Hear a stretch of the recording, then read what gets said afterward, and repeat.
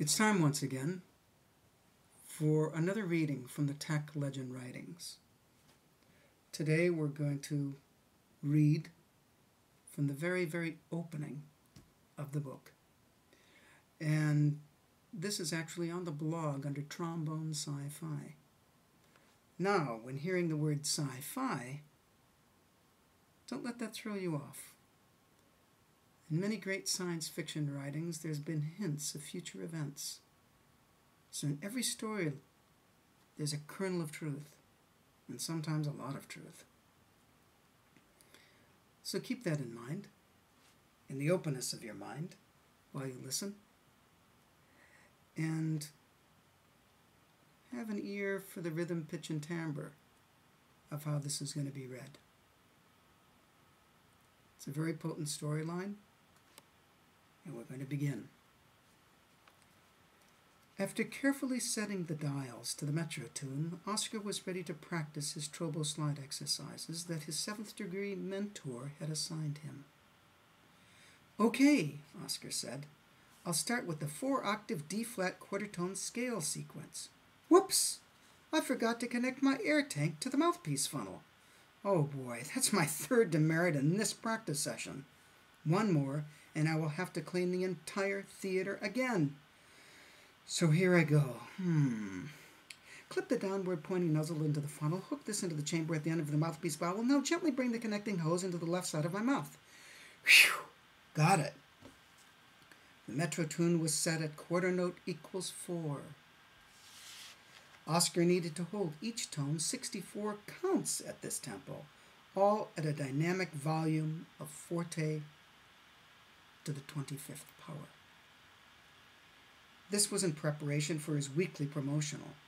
He was actually on probation for the past 2 weeks, and if he did not pass this promotional, he would be expelled from the Academy of Sonic Sciences. Oscar was just beginning the 6th tone in the scale sequence when his friend Dobie interrupted him. Oscar, your release time of the previous note was early and you lost 38 vibrations in sonic stability. Oscar replied, Thank you for your help, Dobie, but your advice was unannounced and broke my concentration. I was in the middle of an important test run. What an ungrateful piece of feces, Dobie replied.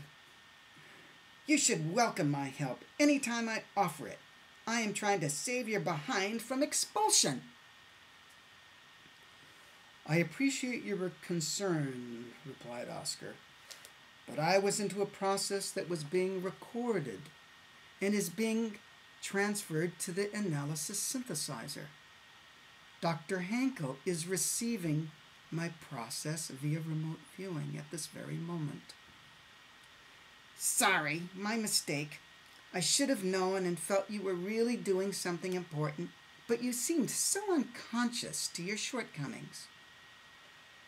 Dobie then left rather quickly, obviously embarrassed by what he had done, but still he had an air of self-righteousness in his presence. Oscar looked at the left corner of the practice lab, the PL, and thanked Dr. Hankel for his viewing. He told Dr. Hankel that he would resume his test run in 45 minutes.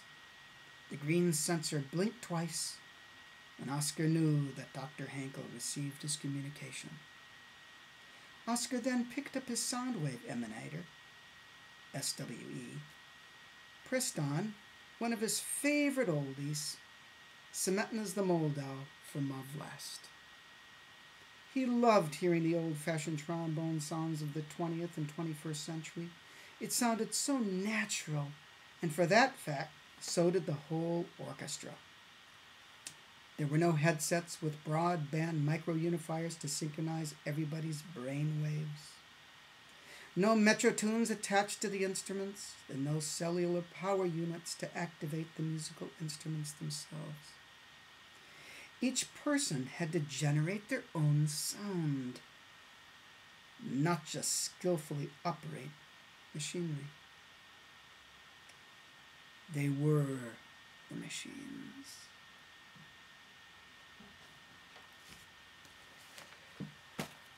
Well, one can see that this mechanistic seems like a giant exaggeration from this book, but that the machines are definitely part of the music-making process now. And it gets pretty dangerous for musicians, obviously, in terms of employment. And if this particular scenario, I mean, think about how, when something's really, really imbalanced, the direction it can actually take. And if this keeps up, even though this was supposedly written 200 years in the future, some of it's happening now. And it could really be happening almost to this degree in 25 years or less. And I'll leave you with this thought.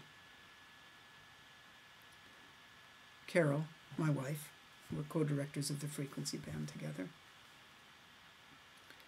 She says that if this kind of mechanistic desire for musicians keeps up, that they will foster their own extinction.